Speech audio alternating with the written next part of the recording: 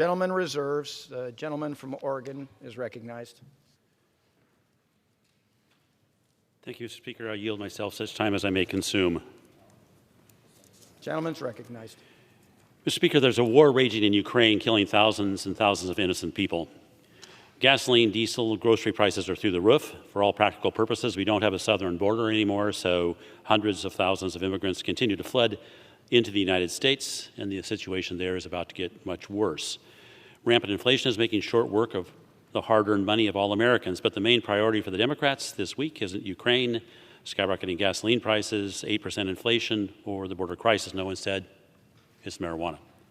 It's been obvious for years that at some point marijuana was going to be formally legalized. What's deeply and truly disturbing, however, about this bill is its failure to address the clear consequences of legalization, such as what this drug does to children, to drivers on our highways, to the mental health of up to 30% of those adults who choose to use marijuana, to communities inundated with hundreds, if not thousands, of foreign cartel-operated, unlicensed, out-of-control marijuana grows, and finally, to those who actually try to produce cannabis marijuana legally.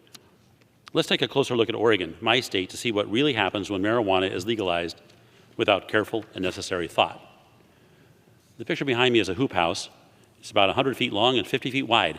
At current retail, it will produce about $6 million worth of marijuana a year.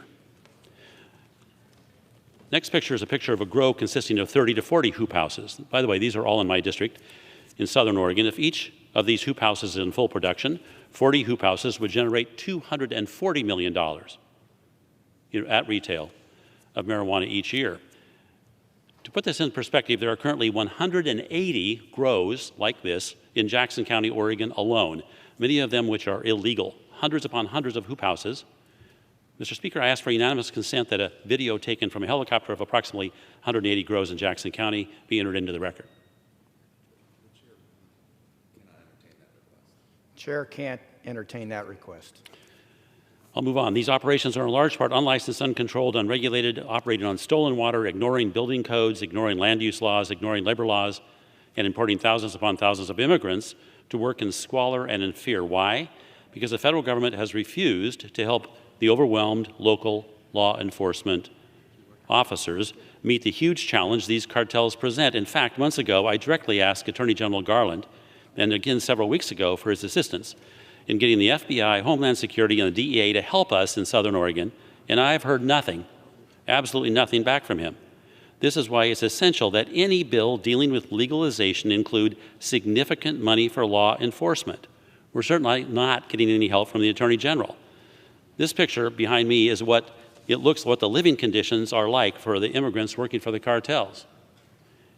We are experiencing one of the worst droughts in the history of the western United States. Water is gold in my district. Cartels are stealing water and using it to grow marijuana. Water regulators in Southern Oregon have been threatened with death by cartel members when they've tried to stop water theft. Here's a picture of some of the stolen water.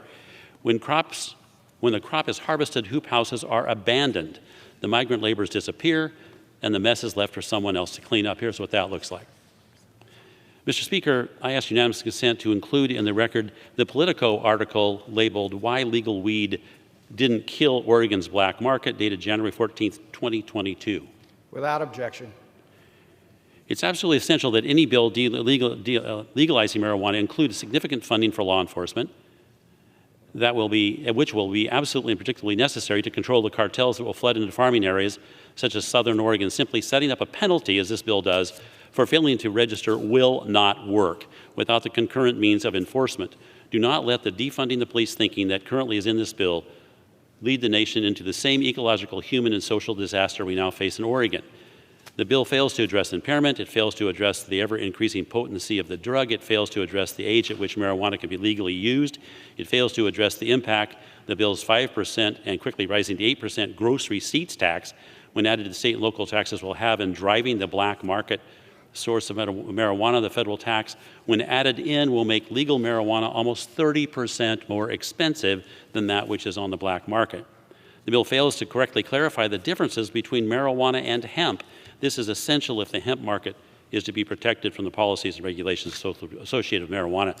This bill is the wrong approach. We should be addressing the crises created by the Biden administration not passing and incomplete, inadequate, and damaging to our children and communities stimulus marijuana bill. I reserve the balance of my time.